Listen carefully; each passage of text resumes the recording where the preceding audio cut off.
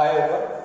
So now we are going to talk about electric field due to infinitely long charged wire.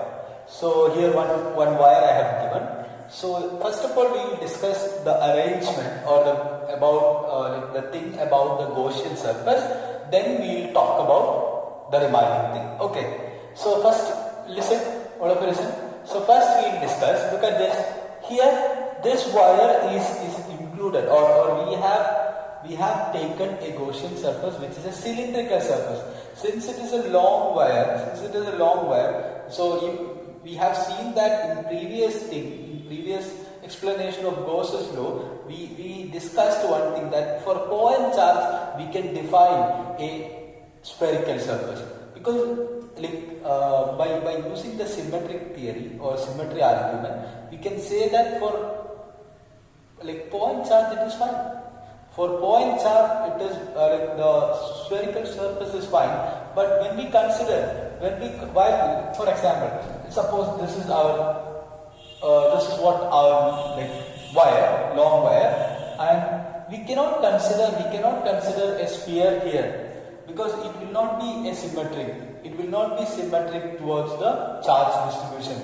So better we have to consider something which should be symmetric. Okay. And again, all of it is then only we can solve it. So we want to find out electric field due to that infinitely long charged wire. Okay, if you want to find out that, we have to know about the symmetry. So that is why we are considering cylinder here. So we all know that a cylinder has three surfaces. One is bottom, and then the curved one, and then the top one. So we are considering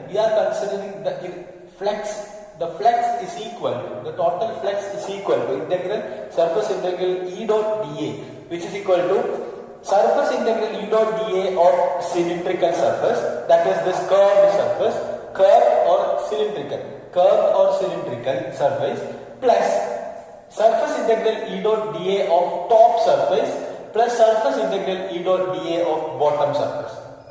Okay, and one thing I have given in the figure. So look at this. When we consider the top surface, here the normal vector, when you consider the small area, the normal vector will be perpendicular to that surface.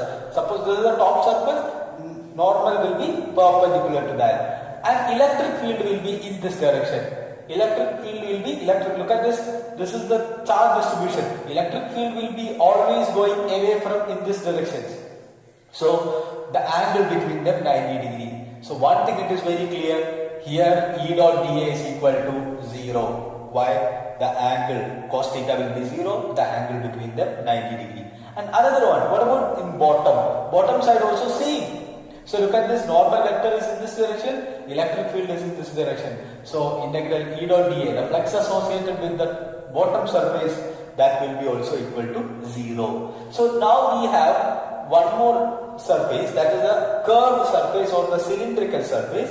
So here, when we consider a small area like this, the vector will be, or the normal vector will be perpendicular to that surface, and electric field will be also in the same direction. So I can say that integral E dot dA cylindrical will be equal to Q enclosed by epsilon naught. And one thing it is very clear, E dot dA will be E into A into cos 0, that is cos 0 is equal to 1. So you can consider E into dA. Sorry, not A, dA. Okay, so you can integrate it very easily.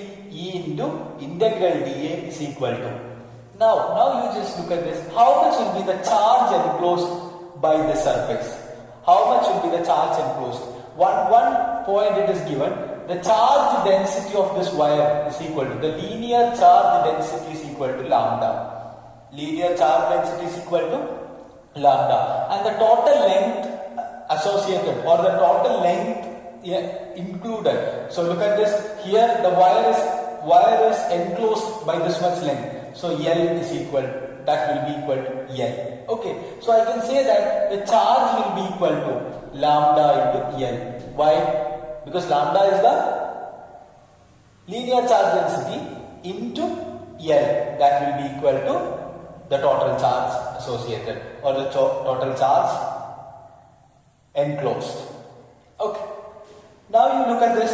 So if I put the value E into integral dA is equal to lambda L divided by epsilon 0, what is this? This is nothing but Q enclosed. This is nothing but Q enclosed, which is equal to, I can take one more point, that how much will be integral dA? How much will be the area? So we all know that in a cylinder there will be a curved area. So two areas which are circles. So we have seen that there is no flex associated. So what will be the area of this portion? So that will be equal to 2 pi r into L, because the 2 pi r will be this value into L. 2 pi r into L, that much will be the area. So integral dA is equal to, surface integral dA is equal to 2 pi r into L. So 2 pi r into L into E, which is equal to lambda L divided by epsilon 0. This is what is Gauss law. We have put Gauss law here. So from Gauss law I can write like this. So L got cancelled. So how much will be E?